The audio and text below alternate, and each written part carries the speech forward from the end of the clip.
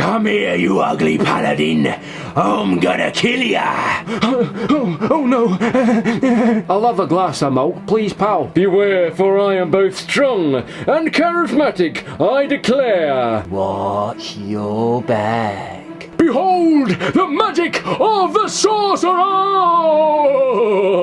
You don't have to be the most amazing or even creative character voice creator to really stand out and make your Dungeons and Dragons games come to life. But you can create a voice for your character which is far different from your own and will showcase whichever class you so happen to be playing. My name is Darren McStay and welcome to Improve Your Voice. Judging by what I know of character voice creation and having been inspired by the many comments left on my How to Create 100 Distinctive Voices video, this tutorial is going to give insights and ideas into how you can create excellent and unique voices for your D&D characters. And because the options are so vast, I'm going to give you 3 options for each of the 12 classes based solely on how they look according to the D&D Beyond website. There's Barbarians, Bards, Clerics, Druids, Fighters, Monks, Paladins, Rangers, Rogues, Sorcerers, Warlocks and Wizards. Now, these classes are set apart by certain distinguishing features, skills and powers, but just like us humans, each have unique abilities and traits that grow and develop as the game unfolds.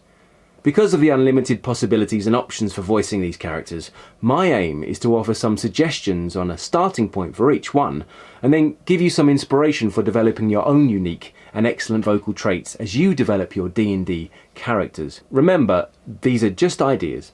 There is no one rule fits all solution, and you don't need to copy me, but take note of what works for you and use it for yourself whenever it's time for you to develop your own. Now, because there are such rich descriptions and possibilities, I'm going to base my judgments purely on what I see from the picture and basic descriptions that can be found on the dndbeyond.com website. Maybe you know it, maybe not, but either way I found it a very useful resource in learning more about the game and all of these characters because I'm a bit of a newbie myself and just getting into the game. So let's start at the beginning. Who's first? Barbarian, a fierce warrior of primitive background who can enter a battle rage. His primary ability is strength. That's pretty clear. I mean, looking at the picture, the barbarians are big, almost Neanderthal-like, and so my first instinct is to give them a big voice. And how can we do that? Easy, by creating space to let sound out. And we can do that first by yawning as we speak. So then rather than sounding as I do, like as I do now, you sound like I'm a barbarian. But something tells me that the barbarian doesn't speak in newsreader English, so let's see what happens if we add in an accent. Big yawn, let's go for old London town. I'm going into war. And then you could, if you so wish to, a bit of texture because I'm sure these creatures are a bit rugged and rough around the edges. So to do this you could have your yawn and then the old London accent, but then you want to add in a bit more air. Now this can take a bit of getting used to. If you don't do it properly, can mess up your voice. So keep safe while doing your rougher voices. You really need lots of air and support from the diaphragm, which means taking in more air before you speak, topping up, yawn to open up and create space, pull your belly in to force air through your vocal folds, but making sure to keep it open. Something which, as a voice coach, I don't tend to advise people to do, but anyway, send air through and create the rough sound before bringing your vocal folds together, like this. This way you know that it's not the vocal folds making the scratchy, breathy voice, it's the other parts moving and vibrating that causes the sound to happen. One good way to understand this is to imagine you're throwing up. If you've ever done that, then you'll understand that the body just goes for it. And your stomach muscles contract and everything moves up. If you're yawning, then you have an open, area which keeps the channels open in your throat and creates less restriction, so it's not so dangerous. And this way you'll be able to find the right, placement of the air to create those sounds without damaging yourself. So let's try saying, "Come here, you ugly paladin. I'm gonna kill ya." First yawn. I'm gonna kill ya. Then try that vomiting. I'm gonna kill ya. Then add in the accent. I'm gonna kill ya. So there's like 3 different textures or ideas that you can put together to create one voice, and that's for the Barbarian. But I mean, you can chop and change these as we go through them, but that's just something that stood out as could be a good one for the Barbarian. I know I've only described one style for the Barbarians, but you know, because we're going to be going through all the others, characters, each one's going to have 3 different textures and ideas of thinking about it, and you can mix and match later on, alright? Anyway, next is the Bard. An inspiring magician whose power echoes the music of creation. Primary ability is charisma. According to the picture and description, the bards seem a little more effeminate, smaller, more calmer, and I guess as magicians have less need for physical force and more for brain power. So let's get into it. Now, if any of these characters spoke with rhythm and eloquence, it might be the bards. And I'm going to offer up the idea, firstly, that they half sing as they speak. So words are longer and drawn out, very thoughtful, indirect, light and considered. I also want to get away from sounding too British, and since I live in Finland, will steal a little bit of their accent, which, by the way, isn't smooth. But let's check out the air placement, which is in the throat. So keeping the lightness, the thoughtful, but the indirect quality, we can then use the throat to a unique sound, which is already more distinctive from the bard. And this way, you're sending air through your throat, and you're not sending it out, but then you try and keep a quality that is more singing. Let's not forget they have charisma, so maybe personally add lots of expression, and move up and down in tone, and be really playful, and keep the R's erotic and moving. And again, might use this expression to almost sing their opposition. I will sing you a magical song, so you can be free. Yeah, maybe. Then there's the cleric. A priestly champion who wields divine magic in service of a higher power. Primary ability, wisdom. Now I have to say that the cleric actually looks rock hard. From the picture, this one looks short, stocky, and, you know, a bit Celtic. So I'm going to go with the Celtic theme, maybe, I don't know, Scottish, you know, red hair, thick set, wise, so maybe slower in tempo when they speak. So maybe we have to slow down, I think, before we act. So a couple of ways into a general Scottish accent for me would be, again, the air placement is stuck in the throat, so it's way back here, and it doesn't really move forward from there. And then you want to make sure that the R's are all curled and trilled, so you must trill each one where you can. Think of loose cheeks or lips. I myself have a little buzz line to get me into the accent and remind me of certain sounds to help me do it. I find this helps. I'll have a glass of milk, please, pal. I'll have a glass of milk, please, pal. So slow and direct and considered. This one would pause a great deal, not only in between sentences, but also between words. And that could be your cleric. Understand? So there's another idea. Next, Druid, a priest of the old faith wielding the powers of nature and adopting animal forms. Primary ability, wisdom. Picture looks quite young, but their wisdom is old, so I might add a little airy texture. Again, but in a different way, like this, so you're slightly restricting the airflow to cause a smaller channel for air to escape as you speak, and therefore creating this sound. So you're slightly restricting the airflow to cause a smaller channel for the air to escape, and as you speak, therefore creating this sound. Listen to me. I will resolve this issue with a story. Then kind of like maybe the pirate accents, for which come from Cornish fishermen telling stories. And those two, so listen to me, I will resolve this issue with a story. And that kind of gives it a mystery. A good way into this accent is to pronounce each vowel as if it were 2 sounds in one, what's known as diphthong, to say your A, O, U, always going up at the end. So now you have a completely new accent, not really Cornish, but you're just taking elements of that to create your unique character voice. Then add in the very airiness like that. Add in maybe an action behind it to mystify, like a storyteller. So everything becomes a question and a mystery. And now we have a completely different texture. Don't mess with me. I will fix you. Right, who's next? Fighter. A master of Mortal Kombat, skilled with a variety of weapons and armour. Primary ability, strength or dexterity. Now, fighter kind of says it all, don't you think? From the picture they're like big and strong, but unlike the barbarian might have a little charisma on top of their strength. So maybe a little bit more sophisticated rather than just brute strength.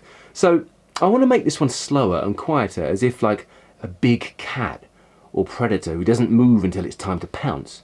The same could be said of their voice. They use only enough effort to be heard until they need it. And so dynamics could be utilised here a little. And so let's not worry about accent too much and look at how to use our voices differently. So if you allow your vocal folds to slow down, they create a lower tone without sounding false or put on. This is called the pulse register. But there is a texture, and that indicates somehow the idea of stillness, and that indicates somehow the idea of stillness. But then you can open up and project as if this was your fighting style. So let's take the line, I have my eye on you, but only I shall be victorious. See, naturally I seem to have slipped into a general American accent. I don't know how that happened, but let's go with it. And most important thing to remember is that the R sounds all need to be pronounced. If you're doing an American accent, this often gets forgotten. Same when Americans try to copy the English accents, they forgot to take the R's out. They forget to take the R's out. And that's what gives them away. So curling the R's doesn't have to be American fully, but curl those R's is a new thing we can try out and speak on the pulse register. Curling your R's. Every so often, you're letting your voice out! There's some ideas for you. Moving on. Who's next? The monk. A master of martial arts, harnessing the power of the body in pursuit of physical and spiritual perfection. Primary ability, dexterity, and wisdom. Okay, so for this one, why don't we create a clear sounding voice? Almost bell-like. We can start by shaping our mouth with our lips pursed forward like a trumpet. Now yawn, but aim to push the voice out through the hard palate, so it bounces off the top of your roof of your mouth. Now when we speak up, we will create a clear, resonant, and rich, loud, bell-like sound that travels, because there is no restriction. Another way you can do this is by saying, oh, oh. But maybe perhaps this voice could be somewhat in between normal speech and singing, so the words blend into each other, and you can put whatever accent you like or have into this play around with. See how it changes your voice. But for me it seems like an RP voice, and similar to that of the 1950s broadcaster English. Let's try this. I am the monk, and I bring peace to you all through my wisdom and dexterity. Alright, okay. Next, Paladin. A holy warrior bound to a sacred oath. Primary ability, strength, and charisma. Another strong and mean-looking character. But what's interesting about this picture is the chin. It seems to jut out, just like that. And immediately, if I talk normally, but stick my chin out, I have a different sounding voice. But I do find that in order to be clear, I have to over-articulate with my tongue to get the sound out. So, crisp and clean articulation, a forward-placed chin, but we want to sound strong and charismatic. So we can pull the chin down also, which will help open up the throat to sound a bit beefier. To all that cross my path, beware, for I am both strong and charismatic, I declare. Let's keep going, because there's still 5 more to get through, which makes 15 different elements to discover and play with. Ho-ho! Who have we next? The Ranger. A warrior who combats threats on the edges of civilization. Primary ability, dexterity, and wisdom. Looking at this picture, the Ranger seems to be tall, and looking down almost through her nose. So why don't we now speak through our nose and get a feeling for how this class could sound? Imagine your face is thin and you speak through your nose as you bring your posture up. Well, we all know that the Aussie accent is quite nasally, so we could adopt that, but let's now also slightly add something of a lisp into it. It's hard to speak nasally and have a lisp at the same time, but it gives such a dynamic and different sound, so do less with the tongue in order for it to not move enough to speak quite right. I am a warrior and someone you should be afraid of, so there, listen to me. Remember, these are just ideas. There's no right or wrong. It's all just options for you to take on board if you so wish. Next up is Rogue, a scoundrel who uses stealth and trickery to overcome obstacles and enemies. Primary ability, dexterity and intelligence. This is one that I imagine might sound a bit like sleazy or villainous, sly and fox-like, but also a bit snaky. So let's begin by, let's tuck our tongue behind the bottom teeth and keep it there. This is going to affect the way we sound in a different way for everyone, but what it does for me is make the back work harder. And so in order to articulate it, kind of sends the voice up into nose a bit, but then we try to force the air forward and add lots of air. It becomes very distinctive and original, because maybe the rogue spends a lot of time alone, so doesn't get to articulate the words very often. And this may have made them discover different ways of speaking with restrictions.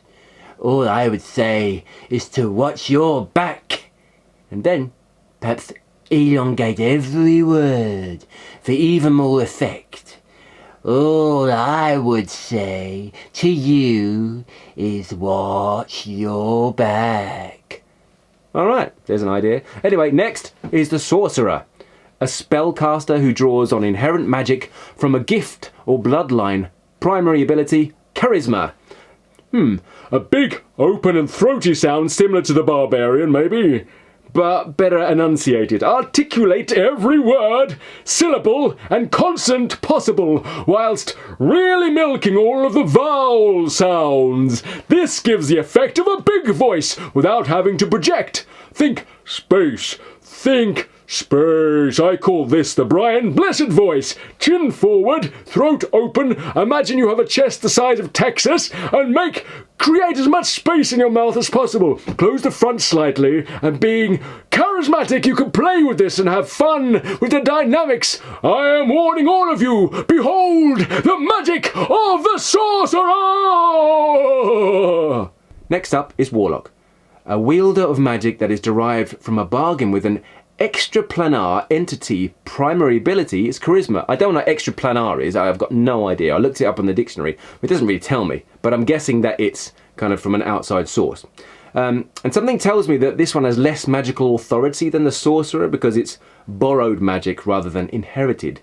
So we want a kind of different kind of charisma here.